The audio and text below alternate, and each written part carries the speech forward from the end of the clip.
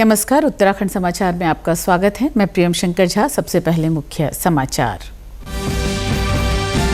धर्मनगरी हरिद्वार में भव्य गंगा दीपोत्सव का आयोजन। 52 घाटों पर 3 लाख से अधिक दियों की जगमगाहट से रोशन हुई धर्मनगरी।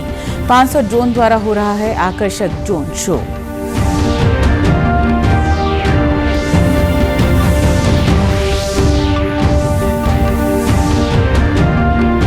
राज्य के खिलाड़ियों को बड़ी सौगात। हरिद्वार में मुख्यमंत्री पुष्कर सिंह धामी ने अंतर्राष्ट्रीय स्तर की सुविधाओं से लैस भल्ला स्टेडियम का किया लोकार्पण।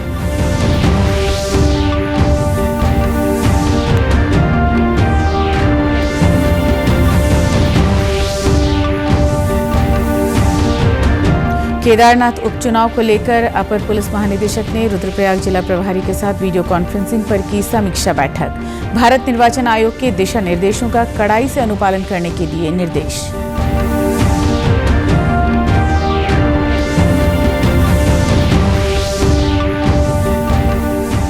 विकासनगर में 407 करोड़ रुपए की पेयजल और सीवरेज योजना का शुभारंभ। एडीबी पोषित योजना के जरिए लाभान्वित होगी क्षेत्र की बड़ी आबादी।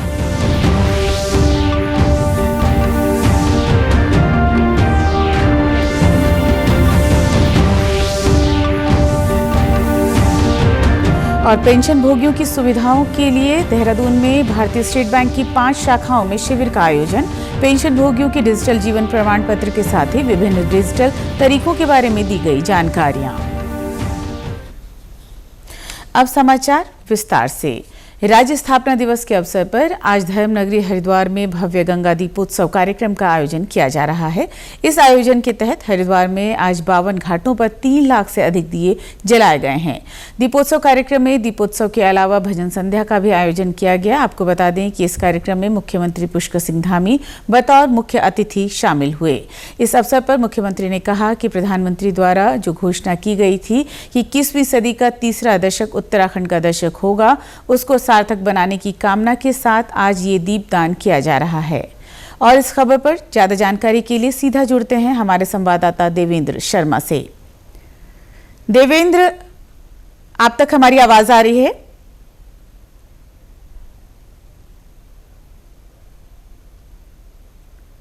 देवेंद्र, अगर बात करें वहां के नजारे की, 52 घाटों पर एक साथ इतने दिए का जलना काफी आकर्षक नजारा होगा, तो हम चाहेंगे कि हमारे दर्शकों को भी आप वो नजारा दिखाएं।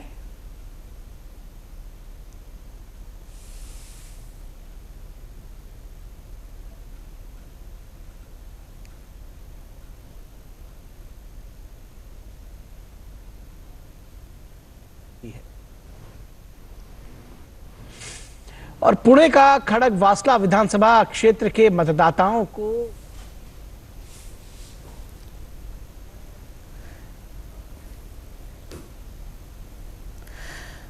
वहीं मुख्यमंत्री पुष्कर सिंह धामी ने आज हरिद्वार स्थित भल्ला स्टेडियम का भी लोकार्पण किया। अंतर्राष्ट्रीय स्तर के स्टेडियम में डे एंड नाइट मैच खेलने की भी है सुविधा उपलब्ध रहेगी।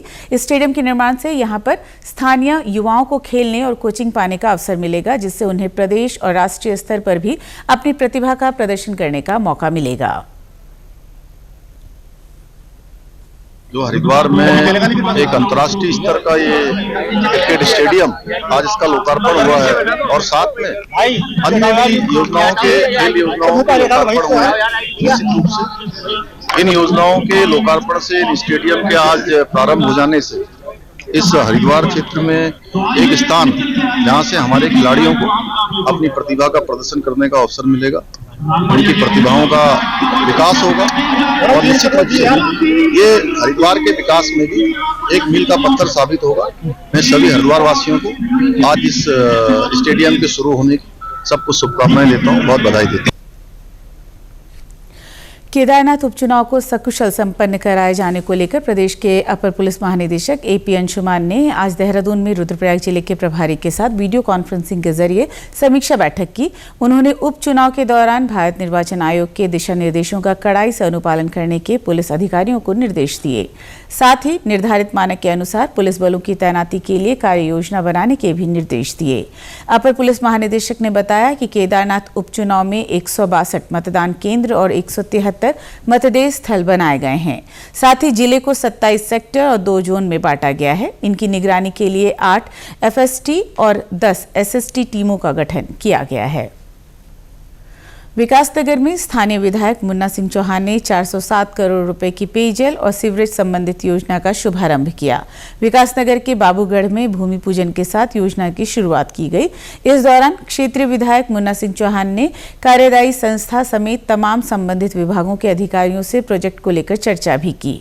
आपको बता दें कि ADB द्वारा केंद्र सरकार के सहयोग से विकासनगर नगरपालिका क्षेत्र में संचालित की जाने वाली इस योजना से शहर की सीवरेज और पेयजल की समस्या का समाधान हो सकेगा और वंचित क्षेत्रों को इससे जोड़कर लाभान्वित किया जा सकेगा। 18 साल की O&M वाली स्कीम देश के अंदर ये पहली होने जा रही है और इस योजना के डिजाइन और यहाँ की इस चीज को इससे एशियन डेवलपमेंट में जो फंडिंग एजेंसी है उसने भी प्रभावित होकर के यहाँ तक कह डाला कि इस मॉडल को बांग्लादेश और श्रीलंका में भी रेप्लिकेट करने का काम करेंगे। तो ये हमारे लिए बड़ी सौभाग्य की बात है। USDS के उप परियोजना निदेशक संजय तिवारी ने बताया कि ये परियोजना विकासनगर शहर के लिए एक एकीकृत परियोजना है जिसमें 120 किलोमीटर वाटर सप्लाई और 60 किलोमीटर के सीवरेज का लक्ष्य है। Uttarakhand urban sector development agency द्वारा ADB वित्त पोषित परियोजना के अंतर्गत विकासनगर शहर के लिए ये वाटर सप्लाई और सीवरेज परियोजना है। ये एक एकीकृत परियोजना है जिसमें 120 किलोमीटर में वाटर सप्लाई है जो कि सभी 11 वार्डों को कवर करेगा और 60 किलोमीटर की सीवरेज परियोजना है जिसके साथ में एक 7 MLD का सीवेज संशोधन संयंत्र भी स्थापित किया जाना है। परियोजना 42 माह की है और हमारा प्रयास रहेगा कि हम इसको समयबद्ध तरीके से पूर्ण करें। भारतीय रिजर्व बैंक RBI इस वर्ष अपनी स्थापना की 90वीं वर्षगांठ मना रहा है। इस अवसर पर देहरादून में राज्य स्तरीय RBI 90 प्रश्नोत्तरी प्रतियोगिता का आयोजन किया गया। इस प्रतियोगिता में बतौर मुख्य अतिथि भारतीय रिजर्व बैंक के क्षेत्रीय निदेशक अरविंद कुमार ने शिरकत की। प्रतियोगिता में 72 विद्यार्थियों की 36 टीम ने प्रतिभाग किया। प्रतियोगिता में भारतीय प्रौद्योगिकी संस्थान रुड़की की टीम विजेता रही। इसके अलावा MB राजकीय स्नातकोत्तर महाविद्यालय दूसरे और राष्ट्रीय प्रौद्योगिकी संस्थान उत्तराखंड तीसरे स्थान पर रहे। इस प्रतियोगिता में बतौर मुख्य अतिथि भारतीय रिजर्व बैंक के क्षेत्रीय निदेशक अरविंद कुमार ने शिरकत की। जब RBI के 90 वर्ष पूरे होने जा रहे हैं, इसमें हमने सोचा कि खास करके स्टूडेंट कम्युनिटी को इस बारे में बताएं कि कैसे फाइनेंशियली रिस्पॉन्सिबल रहना है, खास करके सेफ और डिजिटल बैंकिंग कैसे की जाए। सेफ डिजिटल बैंकिंग बहुत ज़रूरी है क्योंकि आज की तारीख में जो कुछ हो रहा है उसमें स्टूडेंट्स का भागीदारी बहुत ज़्यादा ज़रूरी है। तो हमने सोचा कि एक क्विज़ करते हैं। ये नेशनल लेवल की क्विज़ है जिसमें वेरियस जोनल राउंड्स भी होंगे। ये स्टेट राउंड है आज हमारा। स्टेट राउंड में जो टीम है इसके बाद वे जोनल कॉम्पीट करेंगे और जोनल 5 कॉम्पीट होने के बाद में उसमें से 5 टीम जो है नेशनल कॉम्पिटिशन में जाके फिर से फाइट करेंगी। तो हमारा मेन उद्देश्य यही था कि RBI जो 90 वर्ष पूरे कर रहा है इसमें जो है स्टूडेंट्स को काफ़ी कुछ अपनी जिम्मेदारी बताए और RBI के बारे में भी अवेयरनेस करें इनको कि student should be aware about the various activities of RBI and where RBI stands here. So that's what our idea was, and we are extremely happy with the kind of response we got from various colleges and students, in which more than 500 teams had come and qualified here. We shortlisted 45 teams और आज उन्होंने बहुत अच्छा आपने भी देखा होगा कि यहाँ पे काफ़ी अच्छा फाइट दिया था आपस में और आज 3 टीम जो हैं फर्स्ट विनर और 2 रनर हम डिक्लेयर करने वाले हैं। पेंशन भोगियों की सुविधा के लिए आज देहरादून में भारतीय स्टेट बैंक की 5 शाखाओं में शिविर का आयोजन किया गया। इस दौरान बड़ी संख्या में डिजिटल जीवन प्रमाण बनाए गए। भारतीय स्टेट बैंक की IMA शाखा में लगाए गए शिविर में पहुंचे पेंशन एवं पेंशन भोगी कल्याण विभाग के अवर सचिव सबीन अंसारी ने बताया कि देहरादून में SBI की 5 शाखाओं के साथ ही सभी डाकघरों में शिविर का आयोजन किया गया है। शिविर में पेंशन भोगियों का डिजिटल जीवन प्रमाण पत्र जारी किया गया है। साथ ही उन्हें विभिन्न डिजिटल तरीकों जैसे फेस ऑथेंटिकेशन तकनीक आदि के बारे में भी जानकारी दी गई है। स्टेट बैंक ऑफ इंडिया की 5 शाखाओं में ये शिविर लगाया जा रहा है और इसके साथ साथ पोस्ट ऑफिस सभी डाकघरों में निर्धारित तिथियों को यह अभियान आयोजित कर रही है और इस बार हम लोग 800 जिलों और शहरों में ये कैंप लगा रहे हैं और इसमें हमारा उद्देश्य है कि पेंशनरों का सशक्त डिजिटल सशक्तिकरण हो, जिससे पेंशनर्स को हर तरह की सुविधाएं प्राप्त हो और उन्हें लंबी लाइनों से बचाया जा सके। और ये जो टेक्निक हम लोग लाए हैं फेस ऑथेंटिकेशन, इसमें ये फ़ायदा हो रहा है कि बहुत ही आसानी से और एक स्मार्टफोन के जरिए ही इसको आराम से जीवन प्रमाण पत्र प्राप्त किया जा रहा है। तो पेंशनर्स को काफ़ी फ़ायदा हो रहा है और लंबी लंबी लाइनों से बचा जा रहा है। उधम सिंह नगर में धान फसल की उत्पादकता जांचने के लिए जिलाधिकारी उदयराज सिंह राजस्व विभाग की टीम के साथ तहसील रुद्रपुर के ग्राम अमरपुर पहुंचे। यहां उन्होंने खुद कृषक फुम्मन सिंह के खेत में धान की फसल की क्रॉप कटिंग की। इस दौरान उन्होंने किसान से बोए गए बीज, उर्वरक, कीटनाशक आदि के संबंध में जानकारी भी ली। जिलाधिकारी ने बताया कि क्रॉप कटिंग के आधार पर जनपद में फसल के औसत उत्पादन और उपज के आंकड़े तैयार किए जाते हैं। वहीं इस खेत पर लगभग 25 क्विंटल प्रति एकड़ धान की पैदावार प्राप्त हुई, जिसे न बहुत अच्छा और न ही बहुत खराब कहा जा सकता है। जिलाधिकारी ने बताया कि किसानों के अनुसार कीट और अन्य बीमारियों के कारण उत्पादन में कमी दर्ज की गई है, नहीं तो पैदावार लगभग 32 क्विंटल प्रति एकड़ दर्ज की जा सकती थी। जिलाधिकारी ने कहा कि किसानों को अच्छी पैदावार के लिए बेहतर किस्म के कीटनाशक और समय समय पर सुझाव की आवश्यकता है। आज क्रॉप कटिंग को लेकर के मैंने रुद्रपुर तहसील ब्लॉक के ग्राम अमरपुर में खुद मौके पर गया था और वहां पर 43.3 वर्ग मीटर में जैसा कि नियम है, व्यवस्था है, चिन्हांकन करके रेंडमली क्रॉप कटिंग कराई गई और मौके पर जो धान निकला वो लगभग 26 केजी 500 ग्राम निकला। और इस हिसाब से देखें तो जो उम्मीद थी कि फसल बहुत खराब होगी, लेकिन बहुत खराब तो नहीं, लेकिन जो निकला है 25 कुंटल पर एकड़ है। यद्यपि अच्छा भी नहीं कहा जा सकता, लेकिन बहुत खराब भी नहीं कहा जा सकता। तो ये औसत उपज है। इन बिंदुओं पर हमने डिस्कस करके निकाला कि इनको अच्छी उपज के लिए अच्छे कीटनाशक दवाओं की भी ज़रूरत है, साथ ही साथ समय समय पर इनको सलाह सुझाव दिए जाने की भी ज़रूरत है कृषि विभाग के एक्सपर्ट कर्मचारियों, अधिकारियों के द्वारा। लेकिन ओवरऑल किसान भी संतुष्ट थे कि मेरी पैदावार जो स्थिति थी उस हिसाब से ठीक है। यहाँ रुकेंगे एक छोटे से ब्रेक के लिए, आप बने रहिए हमारे साथ।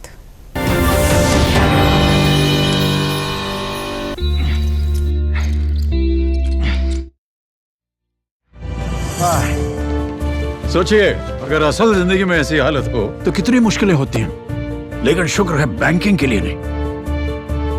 अगर आपकी उम्र 70 साल से अधिक हो, क्या आप दिव्यांग हो, तो बैंक आपको कुछ जरूरी बैंकिंग सुविधाएं घर बैठे बैठे दे सकता है।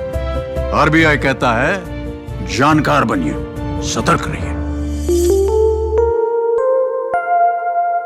क्या आप भी इंग्लिश सीखना चाहते हैं, फर्राटेदार इंग्लिश बोलना चाहते हैं, अच्छे अंग्रेजी के मुहावरों के साथ साथ आम बोलचाल में भी अंग्रेजी का प्रयोग करना चाहते हैं, तो चाहे आप विद्यार्थी हैं, वर्किंग प्रोफेशनल या house maker, we are here to make your communication skills way better. संपर्क करें doctor Kanchan Negi, founder a brilliant English international institute, Dehradun.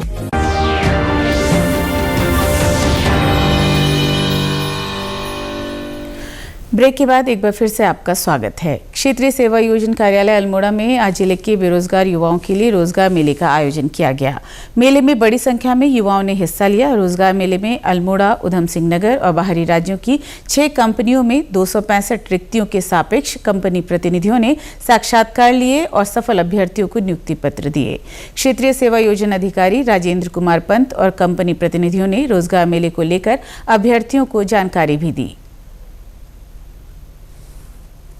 जो पद हैं वो मुख्यतः अप्रेंटिस के लिए हैं। लगभग 265 पदों के लिए रोजगार मेला आयोजित किया गया। इसमें जो स्टाइपेंड बच्चों को दिया जाएगा 10 से 20 हज़ार के बीच है। अलग अलग कंपनियों में अलग अलग स्टाइपेंड है।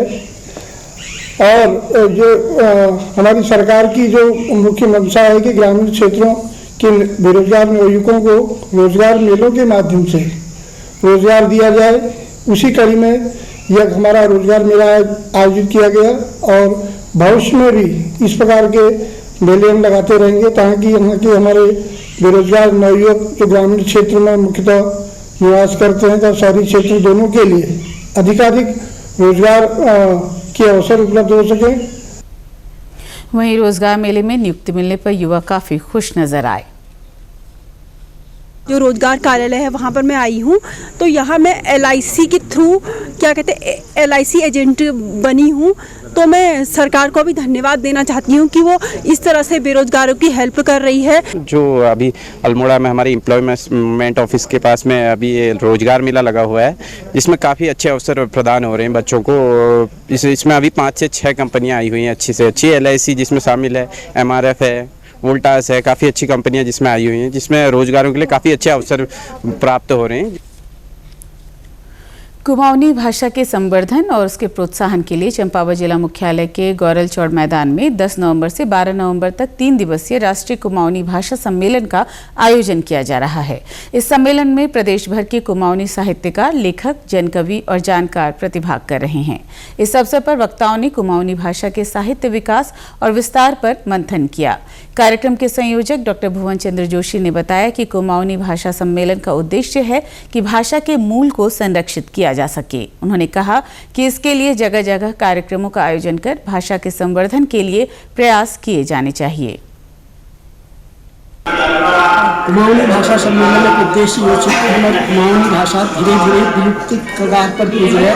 हमारे घरों में आप जो नानतीन चल उनमें कुमाऊनी भाषा उन्हें बिल्कुल जानकारी रहा है। तो इस सम्मेलन के माध्यम में हम लोग अपने नानतीना के और समाज में कुमाऊनी भाषा प्रचार प्रसारक लीजिए जो कार्यक्रम कर रहे हैं। और कुमाऊनी भाषा विलुप्त होने में हमारी संस्कृति, हमारी सभ्यता सब विलुप्त कगार पर पहुंच गया। ये वास्तव कुमाऊनी भाषा प्रचार प्रसार और संवर्धन लीजिए जो कार्यक्रम है। और सब बहुत महत्वपूर्ण बात, संविधान की 8वीं अनुसूची में कुमाऊनी भाषा सम्मिलित करने का हम लोग प्रयासरत हैं। वहीं भाषा सम्मेलन के व्यवस्थापक नवीन पंत ने बताया कि ये प्रतिवर्ष आयोजित होने वाला कार्यक्रम है, जिसमें देश भर से साहित्यकार, लेखक और कवि बढ़ चढ़कर प्रतिभाग करते हैं। ये निवेदन था कि जहाँ से कुमाऊं शब्द की उत्पत्ति हुई है वहाँ से कुमाऊनी भाषा का एक सम्मेलन वहाँ पर आयोजित हो। तो इसलिए यह सम्मेलन इस वर्ष यहाँ आयोजित किया जा रहा है। ये प्रतिवर्ष आयोजित होने वाला सम्मेलन है। 16वां सम्मेलन हमारे वहाँ ये आयोजित किया जाता है। इसमें हमारे विभिन्न प्रांतों से बल्कि पूरे देश से हमारे इसमें लोग आए हैं जो कि कुमाऊनी भाषा से प्रेम करते हैं, कुमाऊनी भाषा में लिखते हैं और कुमाऊनी भाषा के लिए कार्य कर रहे हैं। इसमें हम ये बताने का प्रयास भी कर रहे हैं कि कुमाऊनी में किस प्रकार से साहित्य की रचना की जा रही है और कैसे यह हमारे संविधान की 8वीं अनुसूची में शामिल हो सकता है। इस अवसर पर पुस्तक प्रदर्शनी का भी आयोजन किया गया। रुड़की में दुर्गा कॉलोनी विकास समिति के तत्वाधान में 2 नवंबर से रामलीला का मंचन किया जा रहा है। इसके तहत आज राज तिलक का मंचन हुआ। इस मौके पर संस्कृति, साहित्य एवं कला परिषद के उपाध्यक्ष मधु भट्ट ने कहा कि उत्तराखंड में भी भगवान राम के अयोध्या लौटने पर इगास पर्व बग्वाल मनाया जाता है, जिसके लिए गांव में विशेष तैयारियां की गई हैं। उन्होंने सभी लोगों से अपने गांव में इगास पर्व मनाने की अपील की है। सभी भाई बहनों तक इगास पर्व की बहुत सारी ढेर सारी बधाई शुभकामनाएं और सभी ये उम्मीद कर दो कि सब अपन गौ उठा लौटे और अपन जो हमारे जो बूढ़ी पुंगड़ी जो हमारे घर वो हम आवा वापस लौटा और वो हम पर दिया बचिकारा और जो इगास को हमारे जो लोक पर्व जो महापर्व जो हमारे पुराना जो प्रभु श्री राम जब लौटी तो वो खुशी में जो भैलो ख्याल वो अपन घर में भैलो भी खेला और जो हमारे पूरी पकौड़ी जो स्वाद होंगी जो अर्स होंगी आपस में हमारे जो बार त्योहार जो हम बजता वे का खातिर अपन घर लौटा और ये इगास महापर्व थी जो हमारे उत्तराखंड को बहुत ही महान पर्व है। वही लोग पर्व की हंसी खुशी के साथ मनाई। मैं आप सभी का बहुत बहुत बधाई और बहुत बहुत शुभकामनाएं दी। मां शक्ति के 108 स्वरूपों में से एक प्रसिद्ध शक्तिपीठ कालीमठ रुद्रप्रयाग जनपद में स्थित है। रुद्रप्रयाग गौरीकुंड राष्ट्रीय राजमार्ग पर गुप्तकाशी से पूर्व कालीमठ कविल्ठा मोटर मार्ग पर 10 किलोमीटर की दूरी पर ये शक्तिपीठ स्थित है। देवासुर संग्राम से जुड़ी एक पौराणिक गाथा के अनुसार माता पार्वती ने रक्त बीज दानव के वध को लेकर कालीशिला में अपना प्राकट्य रूप दिया था और कालीमठ में इस दानव का वध कर जमीन में समा गई थी। हिमालय में स्थित होने के कारण इस पीठ को गिरिराज पीठ के नाम से भी जाना जाता है। यहाँ पर तंत्र साधना को भी सर्वोपरि स्थान दिया गया है। मंदिर के गर्भगृह में कुंडी की ही पूजा की जाती है, जिसमें मान्यता अनुसार मां काली ने समाधि ले ली थी। बलि प्रथा के रूप में प्रसिद्ध इस धाम में अब बलि प्रथा भी पूर्णतः बंद हो गई है। सर्वप्रथम जो हमारे 18 महापुराण है, उनमें से 13वां पुराण है स्कंद पुराण, जो कि अलग अलग खंडों में विभाजित है। उन्हीं में से एक खंड आता है केदार खंड, और केदार खंड के 85वें अध्याय में कालीमठ का वर्णन आता है।